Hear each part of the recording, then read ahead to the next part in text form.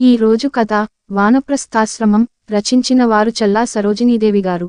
నీ కోసం ఏం తెచ్చానో చూడు అంటూ అకస్మాత్తుగా వెనక నుండి వచ్చి తన మెడలో చక్కని కెంపులహారం వేస్తున్న భర్త రవీంద్రను ఆశ్చర్యానందాలతో చూసింది మాధవి. ఇన్ని డబ్బులెక్కడివి? ఇప్పుడెందుకండి ఇంత ఖరీదైన ఈ నగ తెచ్చారు? నగను తడిమి చూసుకుంటూనే భర్త వైపు తిరుగుతూ అడిగింది మాధవి. చటుక్కున ఆమెను దగ్గరికి లాక్కుని బంధిస్తూ, అవన్నీ అడగవద్దు. అయినా అది నీ డబ్బులేలే. ముద్దుల భార్య ముద్దు తీర్చడం భర్తగా నా బాధ్యత గాదా? ఈ నెక్లెస్లో నీవెంత ముద్దొస్తున్నావో తెలుసా? అచ్చం మన తొలిరేయి నాటి అందాల బొమ్మలా ఉన్నావు అని చెవి దగ్గర గుసగుసలాడాడు రవీంద్ర. భర్తను సున్నితంగా విడిపించుకుంటూ, చాలండి మీ అతిశయోక్తులు. ఇంతకీ డబ్బెక్కడిదో చెప్పుదురు అందామె. భార్యతో పాటుగా మంచం పైన కూర్చుంటూ, అప్పుడెప్పుడో మీ నాన్న ఇచ్చిన పొలం అమ్మగా వచ్చిన డబ్బుల్లో నుండి కొన్ని తీసి నీ పేరున ఫిక్స్డ్ డిపాజిట్ చేశానుగా మధు. అవే ఇవి. ఇంకా ఏం తెచ్చానో తెలుసా అని దిండు క్రింద దాచిన గిఫ్ట్ పాకెట్ తీసి మాధవి ముందు పెట్టాడు రవీంద్ర. అవును, కాని అవి కేవలం 1000 రూపాయలేగా? ఆశ్చర్యంగా అడిగింది మాధవి. అబ్బా, ఆఫీస్లో లోన్ తీసుకున్నానులే. అన్నీ ప్రశ్నలే నీకు. నా మూడంతా పాడు చేయకుండా ముందీ ప్యాకెట్ విప్పు అన్నాడు రవీంద్ర. భర్త వైపు సందేహంగా చూస్తూనే ప్యాకెట్ విప్పింది మాధవి. తను ఎన్నాళ్ల నుండో కావాలనుకొన్న లేత పసుపు రంగుకు మెరూన్ కలర్ రిచ్ బార్డర్ ఉన్న కంచిపట్టు చీరను చూడగానే ఆమె కళ్ళు మెరిశాయి. ఆహ్ అన్నది ఆనందంగా. భార్య కళ్ళలోని మెరుపును ముఖంలోని ఆనందాన్ని చూసి మురిసిపోయాడు రవీంద్ర. నీకు నచ్చిందా అన్నాడు ఆసక్తిగా. చాలా.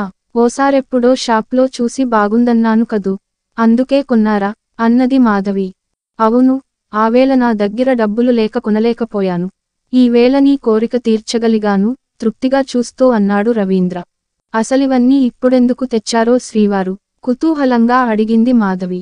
పిచ్చి మొద్దు, నేనే గుర్తుకు చేయాలా? ఈ నెలేంటి? నవ్వుతూ అడిగాడు రవీంద్ర. మార్చి నెల. అయితే ఏంటిట అని ప్రశ్నార్థకంగా చూసింది మాధవి. అందుకే నిన్ను పిచ్చి ముఖం అంటాను. ఈ నెల 18వ తారీఖు మన పెళ్లి రోజు కాదు, వెక్కిరింతగా అన్నాడు రవీంద్ర. ఓ, మరిచేపోయాను సుమా. సారీ. అయినా ఇప్పుడివన్నీ చూస్తే ఇంట్లో అందరూ ఏమనుకుంటారోనండి? వాళ్లకేం చెప్పాలో ఏంటో దిగులుగా అన్నదామె. ఎవరేమనుకొంటే మనకేంటి మధు? అయినా ఇవి మన డబ్బులు. ఎవరికీ జవాబు చెప్పాల్సిన అవసరం లేదు గంభీరంగా అన్నాడు రవీంద్ర. ఆశ్చర్యంగా భర్త వంకే చూస్తుండిపోయింది మాధవి. ఇంకో సర్ప్రైజ్ కూడా ఉంది చూడు అంటూ దిండు క్రింద నుండి ఒక పొడవైన సన్నని కవర్ తీసి భార్య చేతికి అందించాడు రవీంద్ర. మాధవి కవర్ తెరిచి చూసి తన కళ్లను తానే నమ్మలేకపోయింది. అందులో తామిద్దరికీ బుక్ చేయబడిన విమానం టికెట్స్ ఉన్నాయి. సరిగ్గా తమ పెళ్లిరోజు నాటికి చేరే విధంగా కేరళ ట్రిప్ కోసం బుక్ చేసిన టికెట్స్ అవి. నిజమా? ఆశ్చర్యం తీరక భర్త వైపు చూస్తూ అడిగింది మాధవి. అవును, నా పిచ్చి మధు కోరిన కోరిక ఇది అంటూ భార్యను దగ్గరికి తీసుకొన్నాడు రవీంద్ర. ప్రేమ నిండిన అతని మాటలకు పరవశిస్తూ అతని కౌగిలిలో గువ్వలా ఉదిగిపోతున్న మాధవి, ఏమిటి ఈ వేళ చపాతీలు చేయలేదా? ఎందుకని అని గట్టిగా అడుగుతున్న రమేష్ గొంతు విని చటుక్కున నిలబడింది. ఈ వేళ తనకు ఓపిక లేదుట. రాగిని గొంతు కూడా అదే స్థాయిలో వినబడింది. నిలబడిన భార్య చేయి పట్టుకుని లాగుతూ, నువ్వీ ఇంటికి బానిసవు కాదు మధు. ఎందుకలాగా భయపడతావు? ఎవరికి కావలసినవి వాళ్లు చేసుకుంటారు. నువ్వు అనవసరంగా కంగారు పడకు అన్నాడు రవీంద్ర. మాధవి బేలగా భర్త వంక చూస్తూ, నిజంగానే నాకీ వేళ అంత పిండి తడిపి నిలబడి చపాతీలు చేసేందుకు ఓపిక చాలలేదండి. అందుకే అందరికీ సరిపడా అన్నమే వండాను అన్నది. భార్య ముంగురులు ప్రేమగా సవరిస్తూ, మధు, గానుగెద్దులాగా నీవు ఒళ్ళు మరచి చాకిరీ చేయడము, మిగిలిన వాళ్లంతా దర్జాగా పెత్తనాలు చేయడము ఇంక చెల్లదు. ఇంక నేనూరుకోను. ఇన్నాళ్ళు నేను కళ్ళు మూసుకొన్నాను. ఇంక చాలీ ఊడిగం. మనం కేరళ నుండి రాగానే కొన్నాళ్లు మరటైనా ట్రిప్ వేద్దాం. నీ విలువ అప్పటికి తెలుస్తుంది అందరికీ అన్నాడు రవీంద్ర. మౌనంగా భర్త ఎదపై ఉదిగి బయటి నుండి వినబడే మాటల్ని వినసాగింది మాధవి. అయ్యో, చపాతీలు లేకపోతే ఎలాగా? ముందే తెలిస్తే బయటి నుండే తెచ్చేవాడిని గదా అని రమేష్ అంటే, మాకు మాత్రం ఏం తెలుసు? ఇందాక వంట గదిలోకెళ్తేనే తెలిసింది. ఈ పూట చపాతీలు లేవని సాగదీస్తూ జవాబిచ్చింది కవిత. నాకు చెప్పితే నేనన్నా చేద్దును గదా, తీరా తినబోయే ముందు చెప్పితే ఏంటన్నట్లు గద్దిస్తున్నట్లుగా అన్నది కాంతమ్మ. రవీంద్ర ఆవేశంగా ఏదో అనాలని లేవబోయాడు. మాధవి భర్త చేయి పట్టుకొని అభ్యర్థనగా చూసింది. మౌనం వహించాడు రవీంద్ర. రాగిణి, కవితలు తన పిల్లలకు నచ్చ చెప్పుతూ అన్నం తినిపించడం గమనించారు ఆ దంపతులు. ఆ ఇంట్లో సాయంకాలం పూట చపాతీలు తినడము అందరికీ అలవాటు. ఇంటిల్లిపాదికి కనీసం 25 పైనే అవి చేయాలి. ఇంట్లో ఇంకా ముగ్గురాడవాళ్లున్నా వాళ్ళెవరూ వంటగది ఛాయలకే రారు. మొత్తం వంటంతా మాధవే చేస్తుంది. ఒకప్పుడు అందరూ కలిసి తినేవాళ్లు. కాని ఇప్పుడు ఎవరికి ఆకలేస్తే వాళ్ళు వడ్డించుకుని తింటారు. ప్రతిరోజూ వంటంతా చేసి మాధవి అన్నీ టేబుల్ పైన సర్ది ఉంచితే ఎవరికి వారు వడ్డించుకుంటారు. మాధవి తన గదిలోకెళ్ళి స్నానం చేసి భర్త రాక కోసం ఎదురు చూస్తూ ఉంటుంది. అప్పటికి అందరూ తినడం ముగుస్తుంది. భర్తకు వడ్డించి తాను పెట్టుకుని తినడం మాధవికి అలవాటు. పెళ్లయినప్పటి నుండి మంచి కోడలిగా, ఇల్లాలిగా మెప్పును పొందాలనే తాపత్రయంతో ఇంట్లోని అందరికీ అణిగి మణిగి ఉండడం, మౌనంగా ఎంత చాకిరీ అయినా చేయడం అలవర్చుకొన్నది. రవీంద్రకు అమాయకురాలైన తన భార్యంటే అమితమైన ప్రేమ ఉన్నప్పటికీ పరిస్థితులు సహకరించక చాలాసార్లు మౌనాన్నే ఆశ్రయించేవాడు. తొలిసారిగా భర్త ఈ వేళ గట్టిగా మాట్లాడుతుంటే ఆమెకు చాలా ఆశ్చర్యం కలుగుతున్నది, ఆనందంగానూ ఉన్నది. ప్రయాణానికి 2 రోజుల ముందే దాని గురించి ఇంట్లో ప్రకటించాడు రవీంద్ర.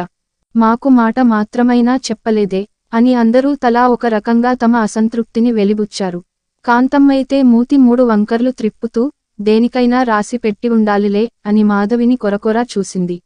అవును మరి, ఎవరు ఎంత చేస్తే అది ఎప్పటికైనా అనుభవించాల్సిందే కదా. అయినా మా డబ్బు మేము ఖర్చు పెట్టుకుంటుంటే మీ అందరికీ ఎందుకంత బాధ? మీలో ఎవ్వరినీ నేను రూపాయి కూడా అడగలేదే అన్నాడు రవీంద్ర. మీ డబ్బులే అనుకోండి, అన్నన్ని వేలు పెట్టి అంత దూరం వెళ్లడం అవసరమా అని సన్నగా సన్నాయి నొక్కులు నొక్కింది రాగిణి. నిజమే కదా అని వంత పాడింది కవిత.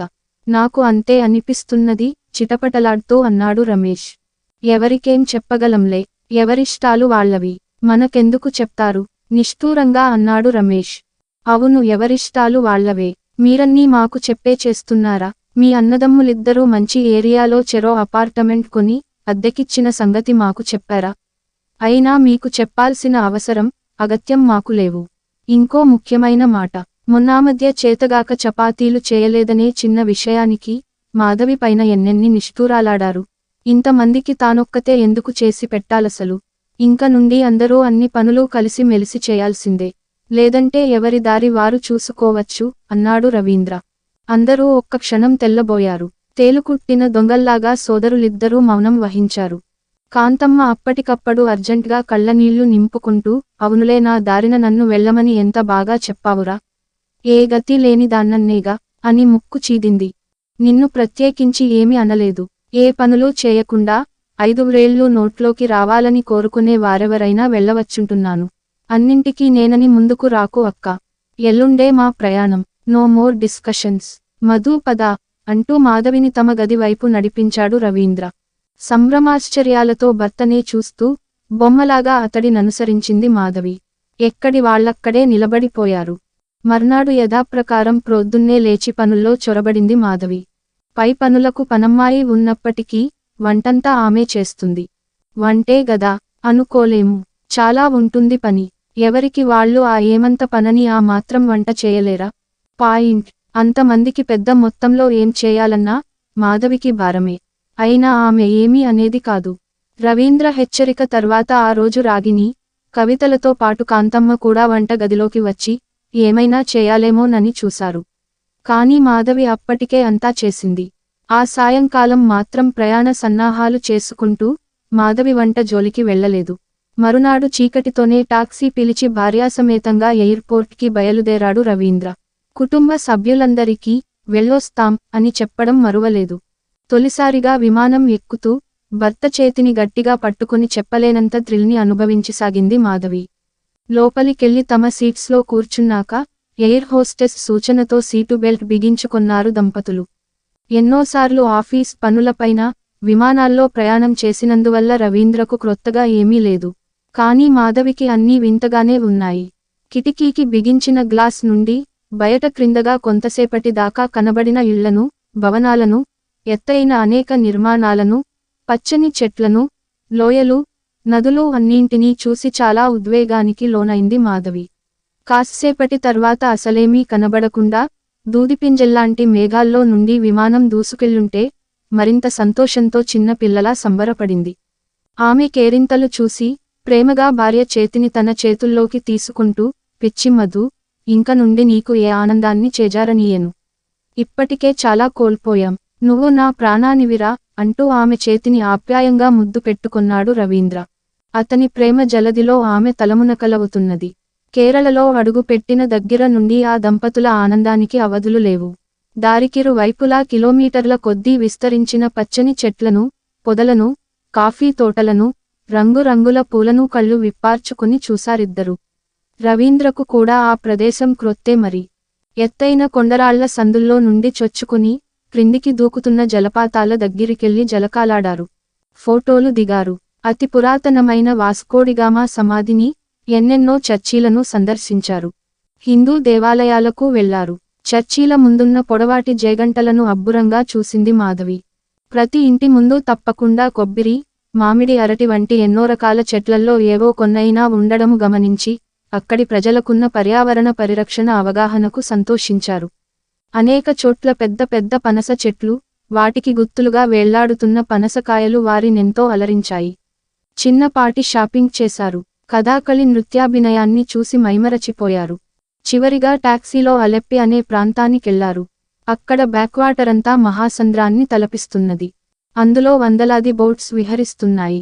కొన్ని ఒడ్డనే కట్టబడి ఉన్నాయి. మాధవి ఆశ్చర్యంగా చూస్తుంటే ఆమె చేయి పట్టుకుని ముందుకు నడిపించాడు రవీంద్ర. అక్కడి వాళ్లతో మాట్లాడి ప్రత్యేకంగా, అందంగా ఉన్న బోట్ దగ్గరికి తీసుకెళ్లాడు. ఒక అబ్బాయి వీళ్ల లగేజీ తీసుకుని ముందు నడుస్తుంటే అతని వెనకే నడిచి ప్రత్యేకమైన ఒక సూట్లోకి అడుగు పెట్టారు దంపతులు. ఈవెనింగ్ టీ స్నాక్స్ కు పైన డైనింగ్ హాల్కి వెళ్ళాలి సార్. డిన్నర్ ప్రిపేరవగానే మళ్ళీ వచ్చి చెప్తాను అన్నాడు అబ్బాయి. మేము అవన్నీ ముగించుకునే వచ్చాం గాని ప్రస్తుతానికేమీ అవసరం లేదు. ఇంకెళ్ళు బాబూ అన్నాడు రవీంద్ర. ఆ అబ్బాయి సాభిప్రాయంగా చూసి నవ్వుతూ వెళ్ళిపోయాడు. రవీంద్ర కూడా నవ్వి అక్కడి కబోర్డ్ తెరిచి ఒక చిన్న అట్టముక్క లాంటిది తీసి తలుపుకు తగిలించాడు. అదేమిటోనని చూసిన మాధవికి సిగ్గు ముంచుకు వచ్చింది. దానిపైన డోంట్ డిస్టర్బ్ అని వ్రాసి ఉంది. తలుపు మూస్తున్న భర్తను చిరు కోపంగా చూస్తూ ఏం చేస్తున్నారు అని అడిగింది మాధవి. తలుపులేస్తున్నాను. ఇప్పుడిక వలపు తలుపులు తెరుద్దాం. ముందా రూంలోకి పద అంటూ ప్రక్కనే ఉన్న మరో గది తలుపులు తెరిచాడు రవీంద్ర. అందులోని దృశ్యాన్ని చూసి నిర్ఘాంతపోయింది మాధవి. మల్లెలు, గులాబీరేకులు, మరువం, దవనం వంటి అనేక సుగంధభరిత పత్రాలు, పుష్పాలతో అందంగా అలంకరించబడిన పానుపు ప్రక్కనే చిన్న బల్లపైన రకరకాల స్వీట్స్, పళ్ళు పెట్టబడి ఉన్నాయి. ఏమిటండి ఇదంతా? మీకేమైనా మతిపోయిందా? ఎందుకివన్నీ చేశారు? అది ఇప్పుడా అన్నది మాధవి. ఇప్పుడంటే ఏమవుతుంది మధు? నా కోసం, మన కుటుంబం కోసం నువ్వు చేస్తున్న వాటి ముందు ఇదొక లెక్క. నువ్వు, మనిద్దరం ఎక్కడికైనా ఒక 4 రోజులు వెళ్దామండి అని ఎన్నేళ్లయిందో నీకు గుర్తు లేకున్నా నాకు గుర్తుంది అన్నాడు రవీంద్ర. అయితే అన్నది మాధవి, పెళ్లయిన దగ్గరి నుండి మా అమ్మ అక్క నిన్నెంత కాల్చుకు తిన్నారో నాకు తెలుసు. నేను ఒక్కడినే కొడుకును కావడం వల్ల నీ వైపు మాట్లాడితే వాళ్ల దాడి నీ మీద మరింతగా పెరుగుతుందన్న భయం వల్ల నేను చూసి చూడనట్లూరుకొన్నాను. నాయనమ్మ గారాబంతో పెరిగిన మన పిల్లలు రాజేష్, రమేష్లు నీ పట్ల కనీస గౌరవం చూపకపోయినా మాట్లాడలేకపోయాను. అమ్మ పోయాక తప్పైనా సరే నీకు కొంత రిలీఫ్ దొరుకుతుందని ఆశించాను. కాని అని ఆగాడు రవీంద్ర.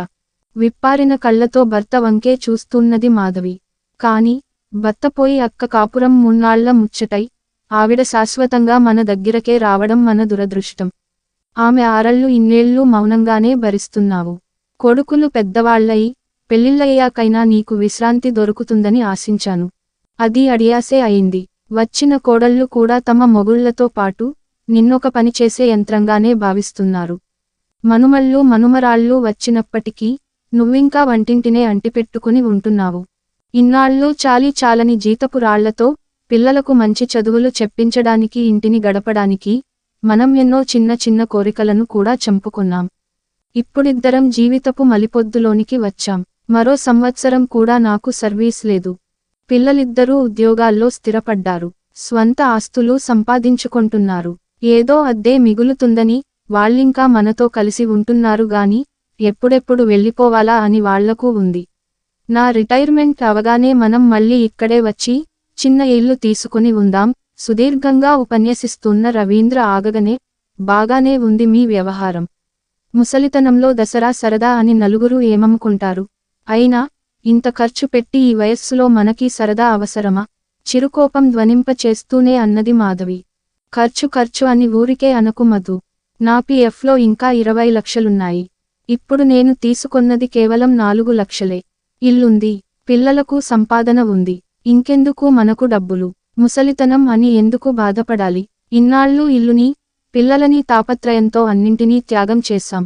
ఇంకనైనా మన కోసం మనం బ్రతుకుదాం. మధు, నా ఫ్రెండ్ సహకారంతోనే ఇవన్నీ ఏర్పాటు చేయగలిగాను. ఇందాక నువ్వు ఈ అందాలను చూస్తుంటే, ఇక్కడే ఏ చెట్టుగానో పువ్వుగానో ఉండిపోవాలని ఉందండి అన్నావు. ఇంత ఆనందం నీలో చూసి ఎన్నేళ్లయిందో. ఇంకా అన్నీ మరిచిపోయి, మనం తొలినాటి ఆనందాన్ని ఆస్వాదిద్దాం మధు అని చిలిపిగా నవ్వాడు రవీంద్ర. ఆ నవ్వుకు క్షణం పాటు ఆమె గుండె లయ తప్పింది. తన పట్ల అతనిలో దాగి ఉన్న ప్రేమ ఒక్కసారిగా పొంగి పొర్లుతున్నట్లు, అందులో తను కొట్టుకుపోతున్నట్లు అనిపించింది మాధవికి. సరే, అయ్యగారు మరీ క్రొత్త పెళ్లికొడకవుతున్నారే అని మురిపెంగా భర్త వైపు చూసింది. ఇన్నెళ్లకైనా నా అర్ధాంగికి స్వేచ్ఛగా, ఆనందంగా, హాయిగా ఉండే అవకాశం కలిగించగలిగినందుకు నాకెంత గర్వంగా ఉందో తెలుసా? అంటూ మాధవిని ఆప్యాయంగా దగ్గరికి తీసుకొన్నాడు రవీంద్ర. తృప్తిగా, సంతోషంగా కళ్ళుమూసుకుంటూ భర్త కౌగిట చేరింది మాధవి. భార్యాభర్తలిద్దరూ ఒడిదొడుకులెన్ని వచ్చినా, ఒకరినొకరు అర్థం చేసుకుని, ఒకరికై ఒకరు బ్రతకడంలోనే జీవితానందముంటుందని, అదే ఆలుమగల అన్యోన్యతకు తార్కాణమని అనుకొన్నారు ఆ జంట. ఎలాగైనా తనకు రిటైర్మెంట్ తర్వాత వచ్చే డబ్బులలో కొంత పిల్లలకివ్వగా, మిగిలినవి వాటితో మాధవికి నచ్చిన చోట చిన్న ఇల్లు కొనాలని గట్టిగా నిర్ణయించుకొన్నాడు రవీంద్ర.